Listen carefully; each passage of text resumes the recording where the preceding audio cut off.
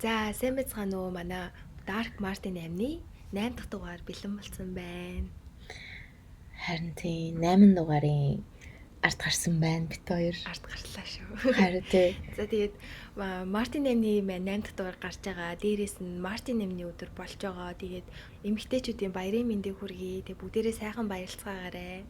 Харин тийм бид нөө Монголд байгаа хүмүүсийн стори үзчихсэн чил тавт өдөр чинь л өстой 3 сарын 8 болж байгаа юм шиг амар тэмдэглэж илээ шүү дээ хүмүүс. Харин тийм би бас бүр харж байгаа сүлдээ гайхаад өнөөдөр чинь 8-ны өдөр Харин тий. календараа харлаа. Харин тий. Чи бас нөө 3 сарын 8-ны битүүний өдөр гэж бас байд юм шүү дээ. За тэгээ бит хоёр ингээд Dark Martin 8-ны 8 богино дугаар гаргасан. Тэгээд чамд 4 дугаарыг нэхэд ямар байсан? Тэгэл аялаа ингээл өдрөө алгаа ингээл сууж байгаа шүү дээ тий. Аа. Тэгэл бүр ингээл хэрэг гэсээр байгаа манай бүр гэрээ хүмүүс хүртэл бүр юу ч одоо бүр бараг галзуурлаа шүү дээ өөр тэгээд. Нөө Dark Valentine-ний дараа шууд ингээд үргэлжлэвцэн байгаа болохоор тэгээд яг одоо нэг өнөөдрөөс эхлээд бүр нэг сайхан амрыг гэж үзэж. За нэр өнөөдрийн комент чи юу илээ? Тийм би өнөөдрийнхөө комментоор болохоор цогоо цоогийн гэсэн үний комментиг сонгосон. За тэр хэлэхдээ нөхрөө алах гэсэн санаагаа эцсийн мөчөд өөрчилж зогсоож эргэлзээгээ үйлдэл болгож байхад нөхөр нь эхнэрээ цагдаад өгч тамлуулахдаа нэг хөвч эргэлзээгүй бахта гэрлэлт бол амьдралын хамгийн сайхан амлалт байхад зарим бүсгүүчүүдийн хувьд эрэлгийн элчтэйгээ хамт амьдрах эрхийн бичиг нь болдог гэж бодохоор тэр эрхийн бичгээ хамаг хайртай дотны хүмүүсийнхаа нүдэн дээр баярын өсөлтөй сайхан амьдрандаа гэсэн найдвар тээж хүлээж авдаг гэж бодохоор энэс илүү эмхтэй байхгүй юм шиг хэцүү хуучин цаг үед сонголт хийх эрх бүсгүй хүнд байдгүй байсан байж болох ч одоо бол сонголт таны гарт байгаа гэдгийг бүсгүүчүүд нь битгий мартаарай гэсэн юм гоё коммент байна. Тийм штэ тий. Тэгэл одоо тэгэл та гэрэлтэнд ингээл байж иж инээж өгөхөөр тэгээ сайхан дуурсанч бүтээх амьдралаа тэр хүнтэй босголцсон одоо нэг нэгнээ хайрлаж хүндэлцэх гэж хамтдаа байж байгаа болохоос тэгээ энэ хүн ингээл өөрчлөгдөж бах засарч ухаа гэсэн тийм зүйл одоо миний хувьд бол маш бага юм шиг санагдсан. Одоо тиймээс тэгэл одоо ийм дээр үеийн хэцүү нөхцөл байдалтай нийгэмтэй эмэгтэйчүүдээс тэгээ бид өнөө үед ямар их сонголт боломжууд байгаа илээ тий. Тэгээ тиймээс одоо тэрийгээ бас сайн ашиглаж өөрийнхөө бас ирээдүйн төрөх одоо хүүхдийнхээ төлөө бас маш сайн таньж байж хандл суугаасаа гэж би боддог. Тийм штэ. Тийм штэ угаасаа тэг. Тэгээ бас зөндөө олон гоё коммент бичиж байгаа хүмүүстээ баярлалаа. Тэгээ энэ бол үнэхээр гоё коммент илаа. Харин тий. Өстө зүг бодолтой хүн биш үү хоёр? Хүмүүс биш үү хоёр? Хүн биш үү та. Тий. За тэгээд би өнөөдрийнхөө хэрэгээр Сюзанна гэдэг нэг охины талаар ярина. За, Suzanne von Richthofen 1983 оны 11-р сарын 3-нд Бразилийн Сао Пауло төрсөн. Хоёр хүүхдийн том нь бөгөөд аавыг нь Manfred von Richthofen гэдэг бөгөөд аюулгүй замын инженер хийдэг мөн том компани захирлан байсан.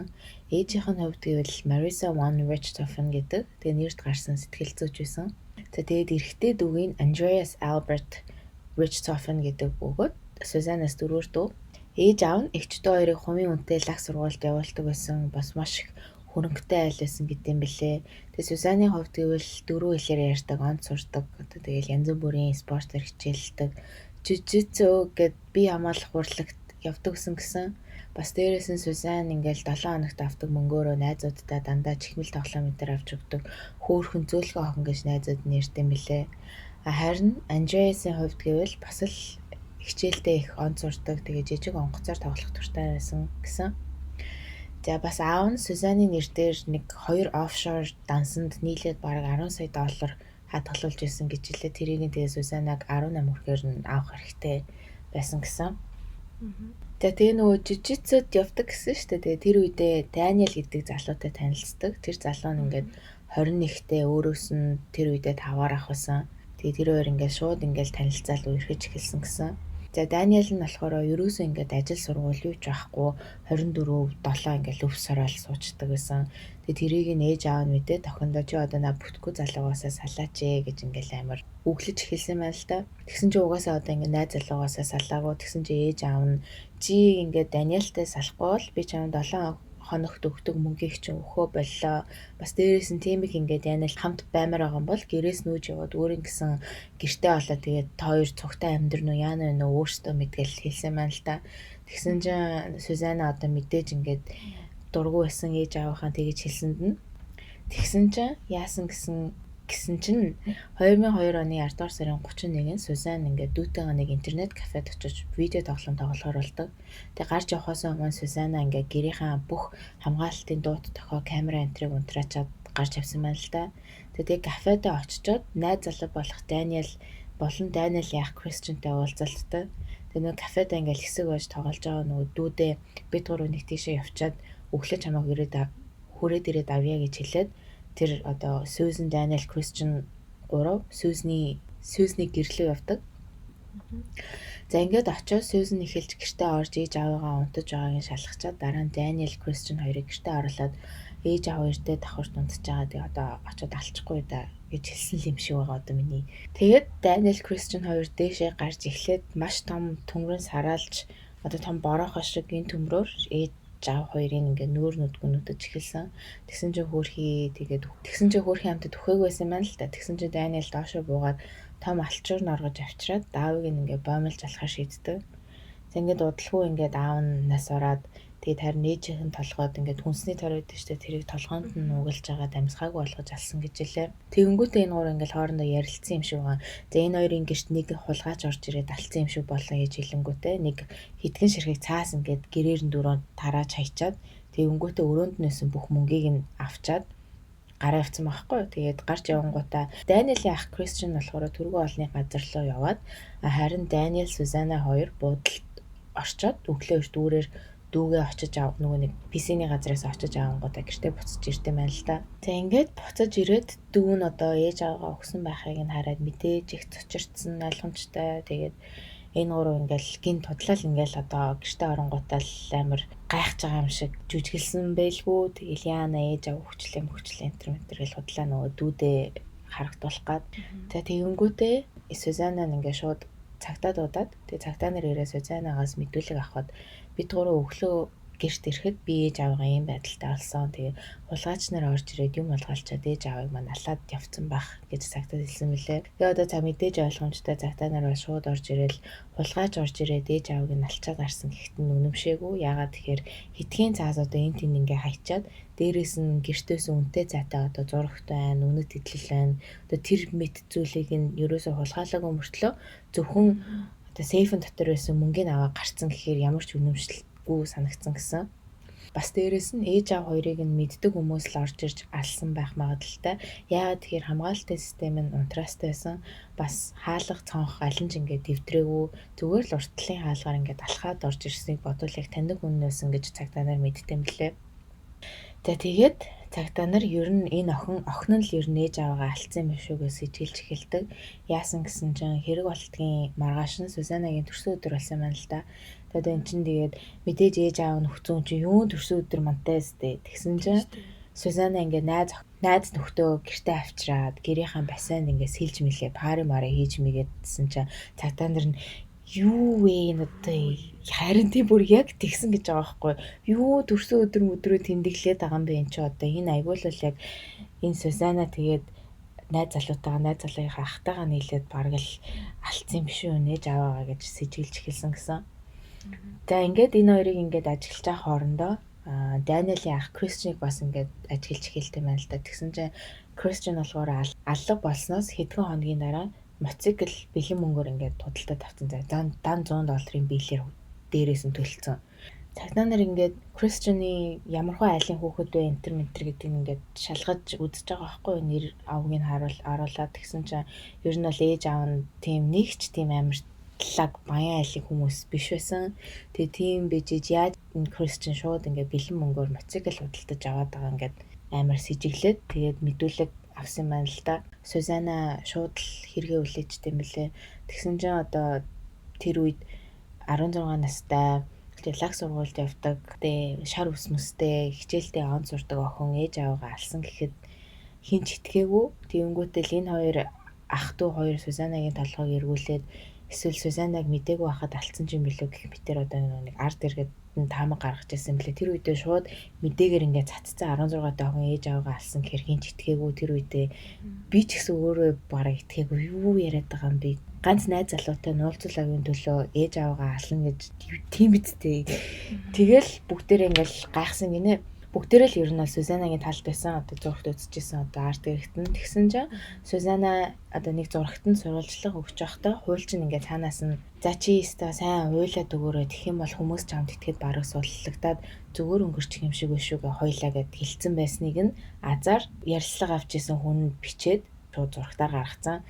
Тэгсэн чинь угаасаа тэгэл ойлгомжтой хүмүүсийн бодол ингээд шууд иргсэн гэсэн. За Сюзана л ер нь mastermind буюу энэ хоёрыг удирдах хамаг юмыг зохиосон юм байна гэж үзэл бодол нь өөрчлөгдөж эхэлсэн гэсэн. За ингээд 4 жилийн дараа шүүх хурал болоход Сюзана ах トゥ хоёрыг буруутаа гэд ингээд тэр хоёрлог буруугаж ихэд харин нөгөө орчин болохоор ойлгомжтой Сюзанагийн буруу байсан.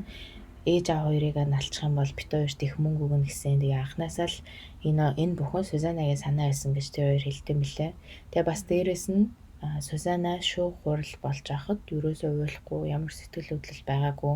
Харин ах トゥ гийнхэн хувьд гэвэл маш их уйлж исэн, тэгээ гимсэж исэн. Тэгээ тэрийгэ шүүх хурал болж байхдаа харуулж исэн гэсэн. За тэгсэн чинь Сюзанагийн хувьд гэвэл одоо яагаад ээж аваа алахаар болов гэсэн чинь хэрвээ Сюзанагийн ээж аав нас орох юм бол ингээд 17 сая доллар Сюзанад өвлөгдөж ирэх хэрэгтэй байсан билээ л дээ. Тэр нь одоо маш том ээж аваагаа алах үндэслэл болсон.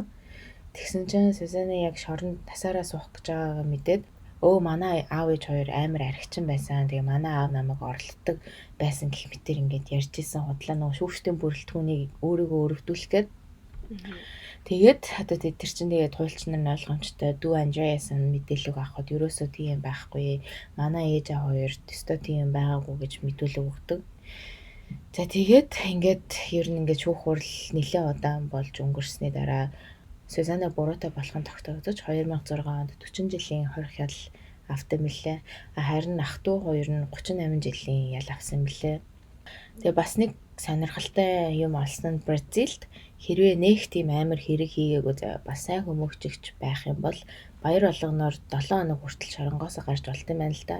Тэгсэн чинь Сюзана ингээд ээж нарын баяраар шоронгоосоо гарсан заяа. Christmas энтрээр гэртээ 7 хоног очиж амарчаад ингээд буцаж шорон руугаа орсон гэл яг нь. Юу Ямар сонирн багаз юм ямар давруулсан тий. харин тийм нэг амар хэрэг хийгээгүй гэснээ ээж аавыгаа алаад хаа гэж хүн ч одоо амар хэрэгтэл орно үсттэй юу ээ. Тэ бүр амар юу Харин тийм бас тэгээ нөгөө нэг Бразилийн хуульд одоо Сюзана хичнээн ингээд ээж аваагаа алсан ч гэсэн бүх мөнгийг нь өвлөж авах хэрэгтэй гэдэм байна л да.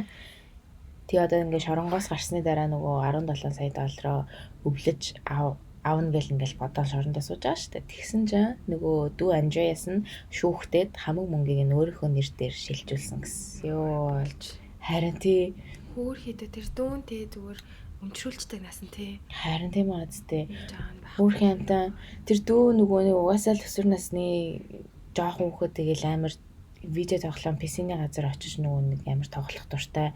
Ээж аваагаа унтцаа уурна ганцаараа ингээ гараад такси макси дуудаад PC-ний газар очиж тоглонгуудаа өглөө өрт ээж аваахаа сэрхээс өмнө ирчдэг гэсэн гэж байгаа хгүй тэр дүүн. Тийм болохоор их чинь ингээл нийхэн бодоогүй за энэ ээж аваагаа алах төлөвлөгөө байлаа ингээд те perfect төгс дүүгээд PC-ний газар аваач чинь би тэр хооронд нь ээж аваагаа унтсныхын хооронд нь гяс очоод ингээд алчна гэл бодсон. За бас нэг вебсайтн дээрээс би уншижсэн чинь Сюзанаг ингээ эмчнэрийн psychiatric evaluation буюу сэтгэл мэдрэлийн тестлсэн байна л да. Тэгсэн чинь psychopath буюу одоо ингээ ямар ч өрөвдөх сэтгэлгүй тийм охин байна гэж гарч ирсэн байлээ. Одоо тэгэл угаасаа л яг өөрийнхөө л энэ охин л өөрөө л ингээл мөнгөний ээж авахаа мөнгийг авах гал ингээл ээж аваагаа алдсан. Дээрээс нь найз залуутайгаа цуг байх га тий. Найз залуутайгаа л ээж аваагаа алдсан сайхан амьдрал гэж утсан юм шиг байна. Тэгэл ээж аваагаа алсан алаагүй мөнгө нь ирнэ штэ. Охинд нь ирэхгүй өөр тэхинд хэрэгтэй. Ээж аав нь амар өрөвдөлтэй байгаа цөөрхий унтж яхад нь тэгээд ээж аавд нь бол үнэхээр харамсалтай байна. харин аав нь айгүй тийм лаг замын инженер хүн байсан. Тэгэл компанийнхаа захирал карьер мэрээр одоо гэр бүлийн амьдрал нь амар тийм аз жаргалтай сайхан байсан. Тэгсэн чинь Ингээд яг харахаар яг бас тэ багасаа бүр амар ингээл хэцүү хүчрхийлэл донд өссөн ихэнх хүмүүс одоо гинт хэрэг хийдэг гэдэг штэ. Тэгэхэд бас ингээд зарим нэг хэсэг хувь нь бас ийм жаргацсан амьдралтай байсан ирнэ. Ийм аимшигтай зүйл хийсэн хүмүүс байж л байхгүй тий. Тийм шүү дээ. За тэгээ манай Мартин 8-ны хамгийн сүүлийн богино дугаар сая дуслаа. Тэгээд харин 3 сарын 18-нд ч бас цэргийн баяр тэгээд тэр үед хоёр харин та нараас асуух гад 8 богинохон дугаар сонсомоор байна уу? Эсвэл 2 урт дугаар сонсомоор байна уу? Тэ? Тэгээс битээр нөгөө нэг 8-8-аар нь хийдэг чинь эрэгтэй эмэгтэй хүмүүс тэгэл угаасаа л эмэгтэйд нь 8 исэн бол эрэгтэйд нь бас л ингээл зориулаад 8 ширхэг дугаар хий гэж утсан. Тий. Тэгээ саналаа хэлээд комент хэсэгт бичээрэй за. Дараа уулзъя. Цэгийн баяраар уулзъя. За тэгээ. За бака.